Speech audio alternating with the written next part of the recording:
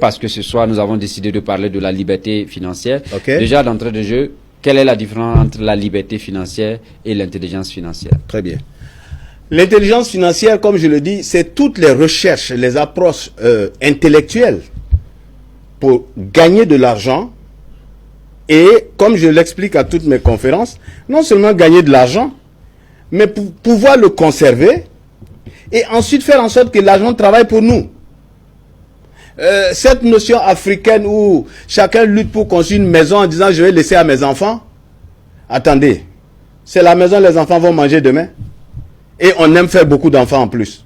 Alors tu as 6-7 enfants pour une maison ou 2 maisons. Quand tu t'en vas, qu'est-ce qu'ils font? Ils ne peuvent plus vivre comme ils devraient vivre. Or l'intelligence financière, c'est comment moi je vais avoir de l'argent, comment je vais avoir un style de vie, un niveau de vie, et comment je vais léguer ce niveau de vie à mes enfants. Il ne faut pas que à ma mort, mes enfants soient des clochards. Ah, pourquoi tu les as fait?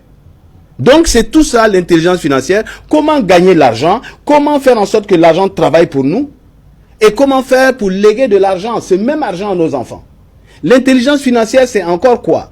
Je vous ai dit ici, vous allez voir, comment on appelle, on a expliqué à plusieurs reprises, tout le monde va à l'école pour avoir un bon diplôme, pour avoir un emploi. Ceux aujourd'hui à qui on parle de milliards et qui disent ils ne croient pas, pourquoi ils ont mis leurs enfants à l'école? Il y a quelques années, quand on disait qu'on mettait les enfants à l'école dans les villages, on les prend à les cacher. Mais les gens ont commencé à voir. Pourquoi aujourd'hui tous les enfants veulent jouer au ballon? Parce qu'ils ont vu les Ronaldo qui gagnent des milliards.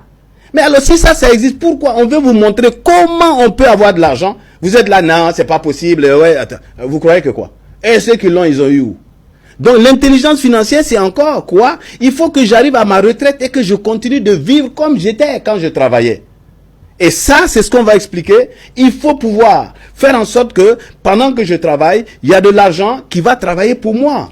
Tout ça, c'est l'intelligence financière. Tout ça, c'est l'intelligence financière. Et la liberté financière, donc. Alors, la liberté financière, comment j'arrive au stade où je n'ai plus, on ne peut pas dire un homme n'a pas de besoin, mais comment je vais arriver au stade où je suis à l'aise, comme on dit. Parce qu'il y a un moment où on est à l'aise. En français simple, qu'on est bien. Voilà, quand on est bien. Il y a des gens, même si vous dites qu'on a augmenté le prix de l'essence de 500 francs, ils ne sortiront pas de leur maison. Même si vous